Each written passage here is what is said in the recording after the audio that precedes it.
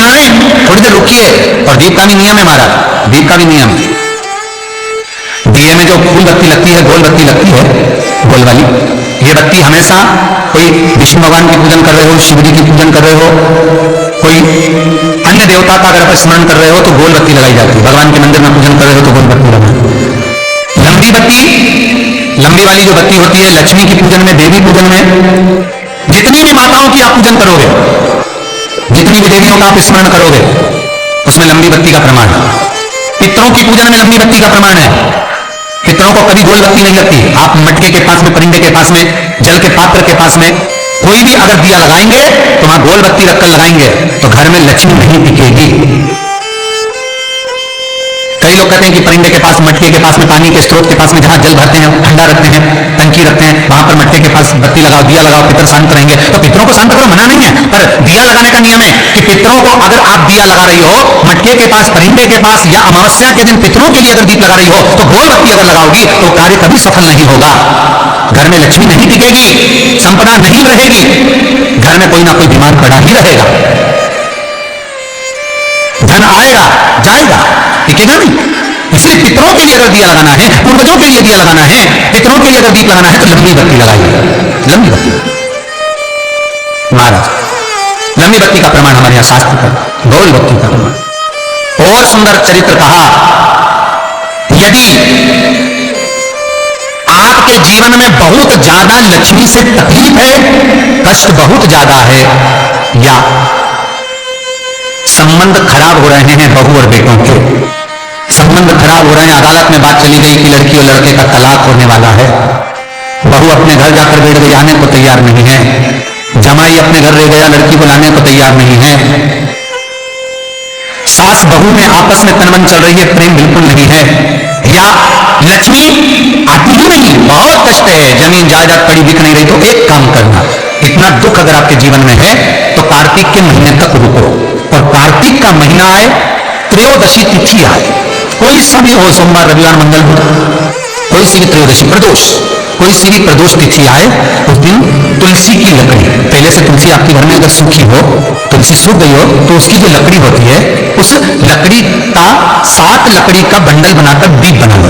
लकड़ी का दीप मतलब लकड़ी पतली पतली डालियों को लेकर कच्चे सूत से उसको बांधो और बांधकर घी में डुबक दो। कार्तिक के महीने में शुक्ल पक्ष की त्रयोदशी तिथि जब आए, प्रदोष का जब व्रत आए, उस दिन भगवान के मंदिर में, शिव मंदिर में नहीं, भगवान किसी भी देवता के मंदिर में, विष्णु के मंदिर में, नारायण के मंदिर में, कृष्ण मंदिर में, राम मंदिर में, किसी भी मंदिर में, मंदिर ना हो तो अपने घर के मंदिर में शाम के समय पर उस तुलसी की लकड़ी का दीप, दिया भरकर उसमें घी डालकर जो दीप प्रकट कर देता है, जला देता है, दीप को प्रज्वलित कर देता है, उसके घर में कभी संपदा की कमी नहीं होती। महाराज, विष्णु पुराण में स्पष्ट लिखा है। इसलिए शायद कहा जाता है कि भगवान को सर्वश्रेष्ठ कौन सा चंदन अच्छा लगता है। आपको पहले भी कथा में कहा, आगरा की कथा अगर किसी सुनी होगी तो उसमें वर्णन किया, भगवान को सर्वश्रेष्ठ चंदन कौन सा, भगवान को सर्वश्रेष्ठ चंदन कौन सा प्रिय है, वो कौन सा चंदन है जो भगवान विष्णु को लगाएं, राम को लगाएं, कृष्ण को लगाएं, वो कौन सा चंदन है जो श्री हरि को लगाया जाए। तो जीते जी भगवान विष्णु एक बार गले लगाते हैं, उसको कहते हैं हरि चंदन। कौन सा चंदन है? हरि चंदन। हरि चंदन बाजार में नहीं मिलेगा, हरि चंदन आपको बनाना पड़ेगा। कैसे बनाना है?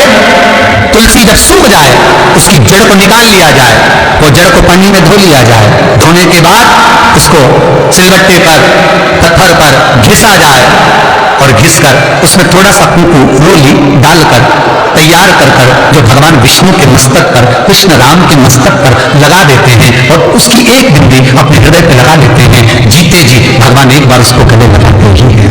हरि चंदन। जैसे शिव महापुराण में रुद्र चंदन का भाव है, शिव महापुराण में रुद्र चंदन का प्रमाण दिया जाता है। अगर आपने लिंग पुराण पढ़ी हो तो उसका 5वां स्कंद अवश्य पढ़िएगा और शिव महापुराण अगर पढ़ रहे हो तो उसका कुमार खंड पढ़िएगा, जिसमें रुद्र चंदन का प्रमाण है। रुद्र चंदन कैसा? रुद्र चंदन का प्रमाण कैसा?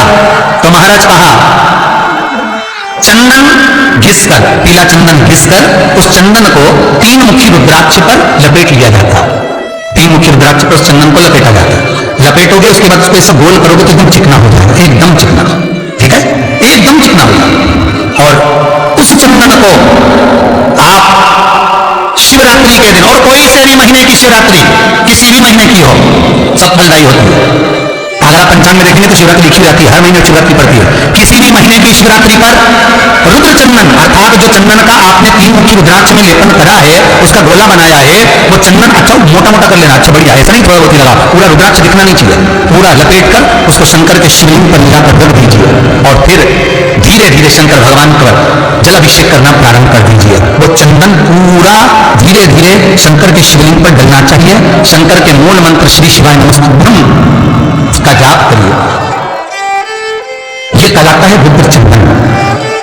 इस चंदन के अभिषेक से महाराज जो काम नहीं होता आप कर कर उस कार्य को प्राप्त कर सकते हो, सिद्ध कर सकते हो। रुद्र चंदन, हरि चंदन, रुद्र चंदन, ये वो चंदन है जो जीवन का सुख प्रदान करने वाला, हरकत को देने। ऐसे ही मधुर आवाज में भजन सुनने के लिए हमारे चैनल को सब्सक्राइब और बेल आइकन दबाना ना भूलिएगा।